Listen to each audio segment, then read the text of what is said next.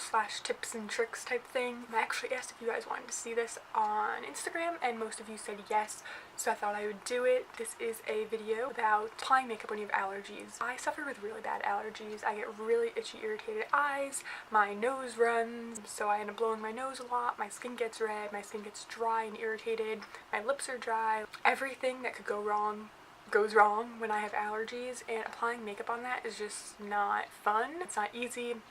Everything tends to look more dry and cakey, and then, you know, through the day you want to rub your eyes and then makeup moves around, and so what I would recommend, A, is avoid makeup if you can. But if you are going to wear makeup, I totally get it, and I've been there, done that, and I have some tips and tricks to how to prep your skin for the makeup and what kind of makeup you want to kind of go for to make it look more just normal and not like you're covering all your allergy symptoms with makeup. First things first, because I do have very seriously itchy eyes and irritated eyes and teary eyes and everything, I would recommend using eye drops. You could use allergy eye drops or just regular old Visine for redness. You can use one that helps with itchiness, things like that. Make sure you do this before you apply makeup. I don't know about you, I'm really weird about eye drops. My eyes tear for a long time after, so I would recommend doing that first before you do any other makeup, even before you wash your face in the morning. I already use these, so my eyes shouldn't look too red. Another thing is if your eyes are irritated, sometimes I wake up with puffy eyes when I have allergies. I actually have quite a bit of puffiness right now. You can do under eye masks, like the, you know what I'm talking about. Or you can use cold spoons and put them under your eyes. I also forgot to grab it for this video, but using a jade roller is a really good idea too. The smaller side that goes under the eyes is always cool. Jade is naturally a cool stone, whatever it is, and I find that it really is useful and feels really nice under the eyes when my eyes are irritated. Next up is going to be a lip balm. I don't know about you guys, but whenever the weather changes and I suffer with allergies, my lips get super dry, as in the winter or the spring. A lip balm is a great thing just to prep everything. This is actually the lip mask from Kiehl's. And then I'm going to use a facial mist. I would recommend something like this, especially if you have drier skin. Anything to kind of cool and calm your skin. You could have a homemade toner, anything without alcohol in it I would recommend. They have one in lavender that's really nice and calming. This is my favorite, Mario Badescu Aloe Cucumber and Green Tea. I find it just to moisturize my skin and kind of prep everything.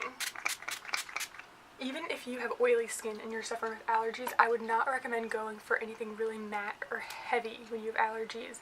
If you use a primer, normally something like Professional, it kind of fills in the pores, that can look very dry and cakey even if you have oily skin when your skin is reacting to pollen and, you know, seasonal allergies. So I'd recommend kind of keeping everything more natural, soft. The less the better in my opinion. Next, I'm going to use something very light, which is the Glossier Perfecting Skin Tint in the shade Light. I have a whole review on this, a whole review on the new shade collection. I really love this. I think it's great for, I'd say, mostly dry to normal skin. If you have oily skin, oils might kind of eat it up. If you have more oily skin, I would recommend the Bare Minerals Complexion Rescue. That's a really great kind of tinted moisturizer product. So something light is the way to go. And like I always say, less is more. So you can always build up, but it's hard to take away. This is a very thin serum-like consistency. So it really just blends into the skin like a lightweight moisturizer, and I feel like it gives you a nice bit of glow. I feel like whenever I have allergies, not only is my skin drier, but I feel like my skin has like a lacklusterness to it. I don't know if you can see the difference there. That didn't cover a bunch, but I'm not into full coverage. Obviously, if you want full coverage, I would recommend getting something kind of medium coverage and building just in the areas where you need it. But you can see I have a bit more of a glow to my skin. Now, you can use concealer under your eyes, which I'm sure are puffy and dark and everything. I wouldn't recommend using something heavy. I know you probably want to like cancel out everything, but if you're going to use something like, I don't know, Tarte Shape Tape or something more full coverage, it might look very cakey, especially if you have dry under eyes like I do. My under eyes are so dry all the time. You definitely want to prep with an eye cream. I'm just going to use more of this underneath my eyes. You could use the Glossier Stretch Concealer. Is a great, more emollient under eye concealer. Lately, I haven't been using concealer. I've just been doubling up on whatever face product I use.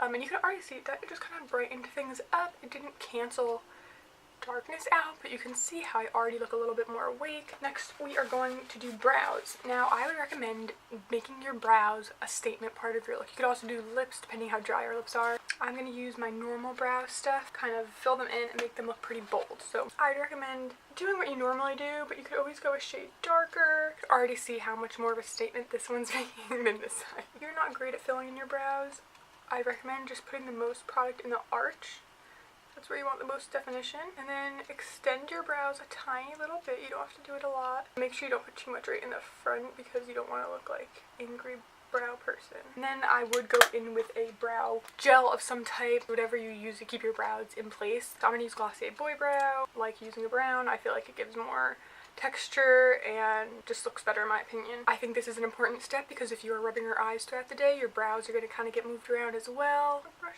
everything up. Okay, so brows are done. Next up, we're going to do the eyes. Now, there's a lot of different things you can do with your eyes. A lot of people would say, oh, if your eyes are red, use a nude liner in the inner rim. You can do that. That is really helpful if you're trying to look more awake, less red.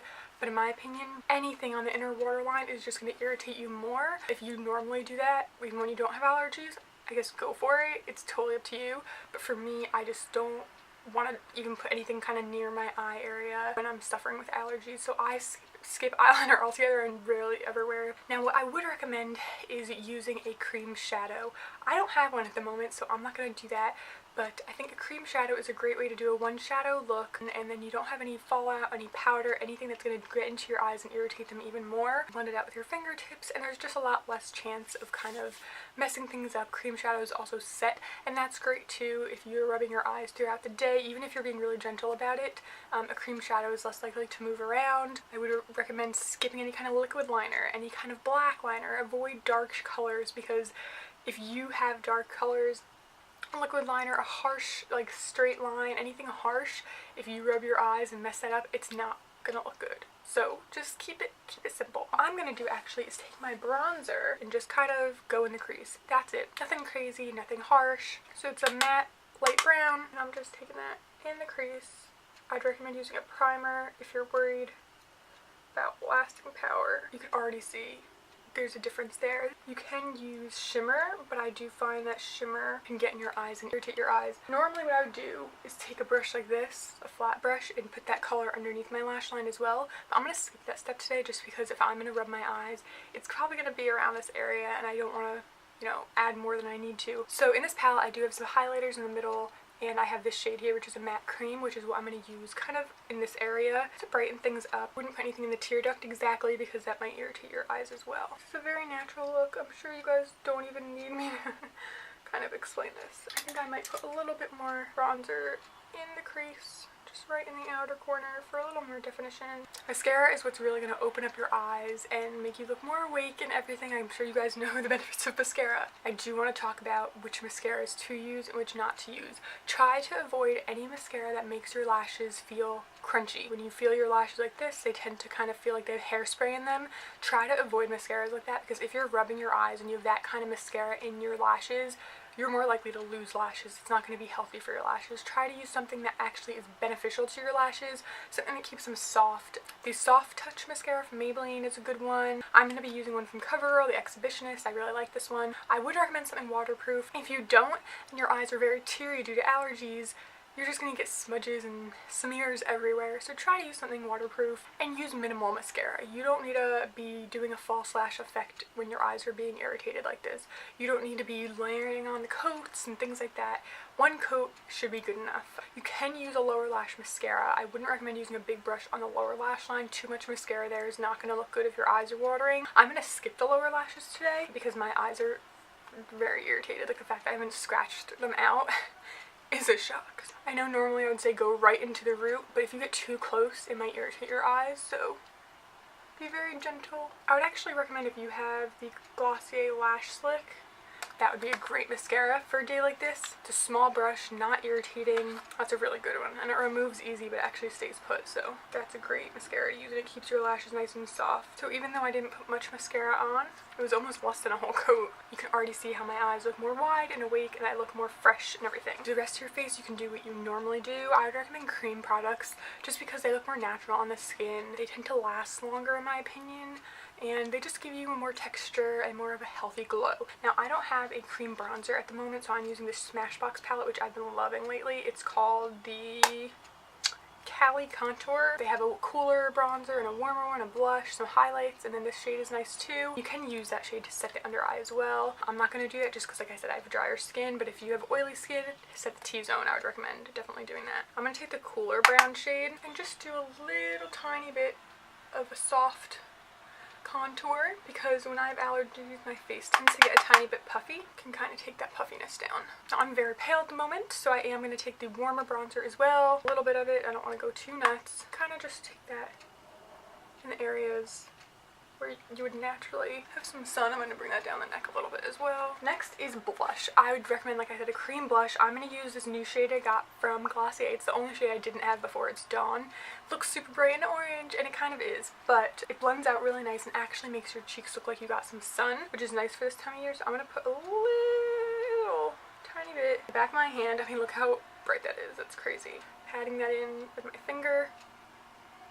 and just dotting it. This is great for deeper skin tones as well. I took the finger that had it on it to apply it, and then I'm taking a clean finger to blend it out and just tap it in. And then also you're going to want to use a highlight, like I said, cream for the win. I'm going to use Glossier. I know I'm obsessed. I don't know what you want me to say. Normally I would go in with my finger and then go on my skin, but I'm actually going to apply it here.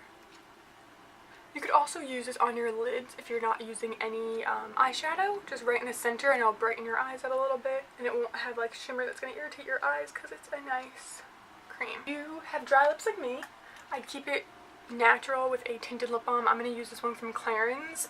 It is called the Instant Light Lip Balm Perfector. It's a kind of brownie color, nothing crazy. It's because my brows are kind of going to be the focus of this look, but if you don't make your brows the focus, I would recommend going for a red lip.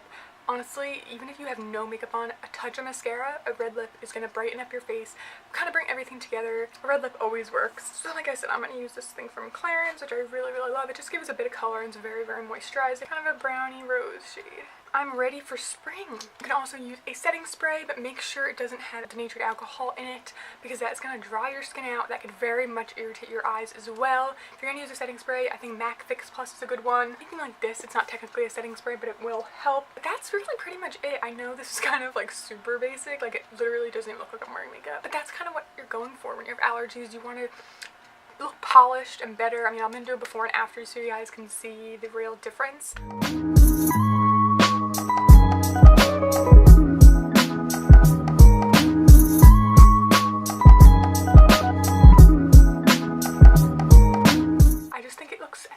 I think it looks like my skin just looks really nice. Shoot. So I hope these tips helped you out. If they did, make sure to give this video a big thumbs up and subscribe to see more of me, and I'll see you next time. Bye, thank you so much for watching.